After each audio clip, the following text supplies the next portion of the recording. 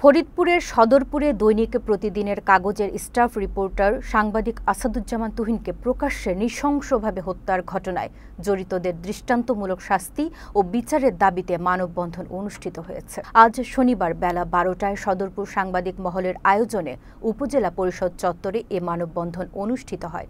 মানববন্ধনে হত্যার সাথে জড়িতদের দৃষ্টান্তমূলক শাস্তি দাবি ও অনতিবিলম্বে বিচারের দাবির পাশাপাশি সাংবাদিকদের নিরাপত্তা নিশ্চিত করার জোর দাবি জানিয়ে বক্তারা বক্তব্য রাখেন। নৃশংসভাবে হত্যা করা হয়েছে।